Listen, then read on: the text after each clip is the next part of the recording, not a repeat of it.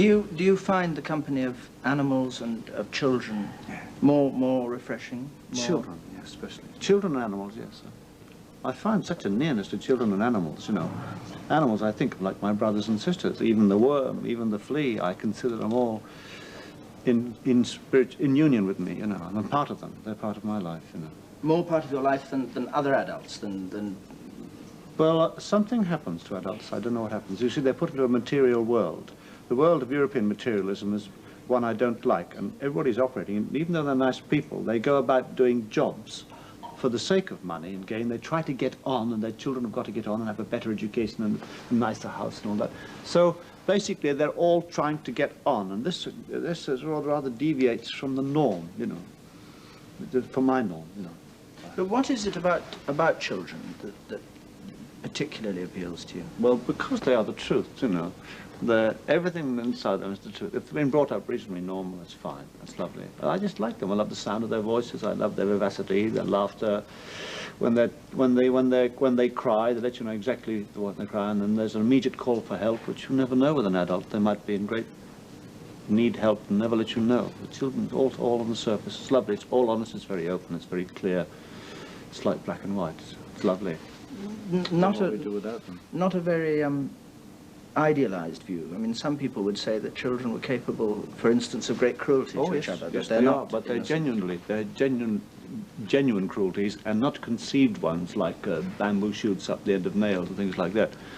I did my share of pulling wings off flies when I was young, you know, and I was horrified that I ever did it, you know. There are strange, primitive things still locked up in man when he's young, you know. Still a primitive little thing, and they try to emerge. But I would like them to emerge much more in the fashion of the Aborigines who grow from children into adult children, you know. They're grown-up children, adult children, and they look and they feel the same, they laugh the same too. You don't feel it an evasion of reality to cut yourself off in that way from the mass of grown-up human beings and turn to animals, children, plants as a source I suppose there's an amount of moral cowardice in it, because I suppose I won't face up to major, gigantic, adult difficulties. I don't want to know about them, because I didn't manufacture Western society, and I don't quite agree with it. I'm in it, but I lock myself up for days, sometimes in a room on my own, read books, play music, play Chopin and Ravel, and I find it very good and I don't need people. You know, I don't need them. Do you look back on your own childhood as the moment of greatest happiness for you? Yes, I think, yes. I'm always harkening back to it, and as I get older, I feel more every day. Frequently, I remember more and more things in my childhood, and I dream a lot about wanting to be a child again. I think I should never have become an adult. That's where I went wrong.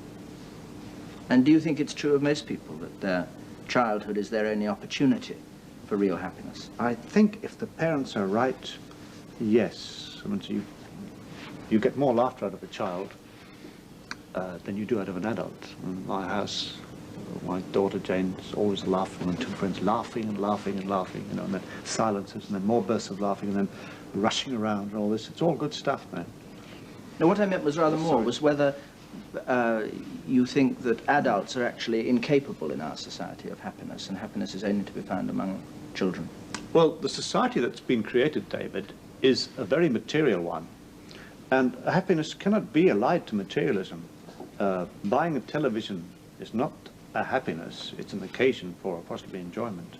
But real happiness can be done without any of these mechanical or financial artifacts of life. Real happiness is getting up, opening the window and seeing rain. And you think, isn't that beautiful, you know? Or seeing the sun, or change of the wind, direction of wind. That's all beautiful. Nothing to do with Western civilization, though. They're at the beginning of time and be here after we're gone.